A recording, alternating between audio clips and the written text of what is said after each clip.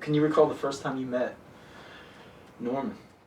I got a call from him and asked me if I would come and meet him in a bar right across the street from where the Three-Penny Opera opened in New York. So I knew that theater well, Delise. I knew it because that was such a fantastic show. And the bar was right across the street. And I went to the bar, and there he was sitting with Buzz. Hey, you know, he is company. I never noticed it before. I don't know how I could spend 21 days a year and see 17 of your phone waves go out the door. Hey, dude, I gotta go see my aunt. My aunt's died of cancer. You know, my aunt's died of fucking cancer. I gotta go see my aunt. Oh, that's right. Go! I said, get the fuck out! They kind of were picking up on something they'd been doing before I came. And it was like they were using not false voices. They used their regular voices, but they were talking about something that was obviously I knew had not happened or was not going to happen, or whatever it was. And it was like a little game they played with each other. And they each kind of would add something to it. And Norman then said, you know, we want to make a film.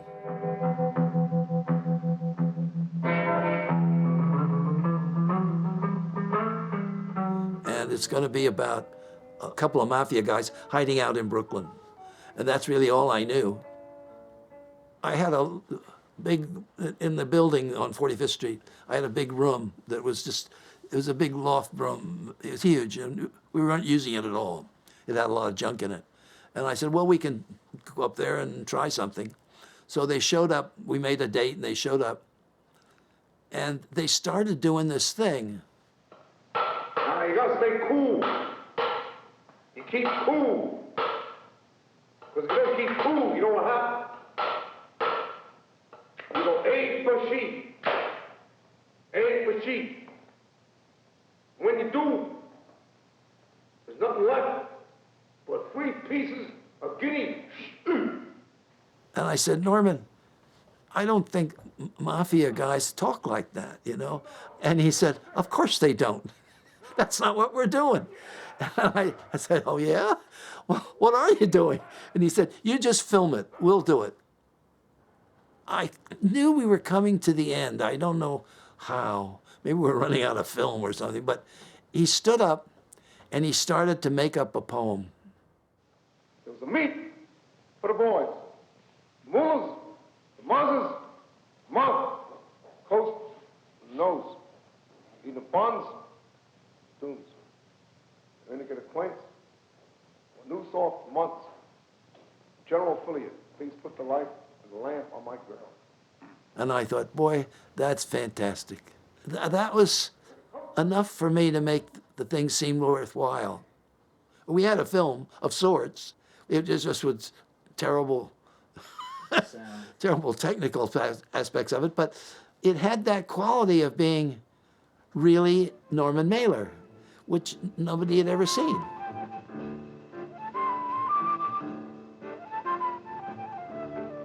I had much less to do with the incubation of Beyond the Law because there were so many people involved, and a lot of them were friends of mine, and Norman signed them up, and George, I think, was mayor, right? Yeah. It was full of goofy things like that, and George was fantastic as mayor. So just keep working here. I just came around, as Billy must have told you, just to one of the walking tours. I want to find out what's... I'd love to find out in this city, Your Honor. Well, as you know, yes. Well, it was interesting to me that somebody was really taking the documentary idea, which was like going into the woods and shooting, you know, something. Taking that idea, we don't know what's going to happen, so we'll see. We'll keep poking it till it happens. And trying to put that into a really good writerly concept. Of course, but... Your Honor, I think that this police station can, this precinct, this detective, this squad of detectives can stand examination of any squad of detectives in the United States. He didn't worry about accuracy, what you know, would have to do or not do in a police station. So the people were a little confused. You know, he'd have them do things that were totally off the wall. But he didn't mind that. He didn't mind people being confused. It was like he was going to have his imprint, whatever. It didn't have to be accurate. So what can I say? Kiss the Tsar and say, down the feds, up The us meds. Irish anarchists and Reds. Good day, good night. Ho, ho.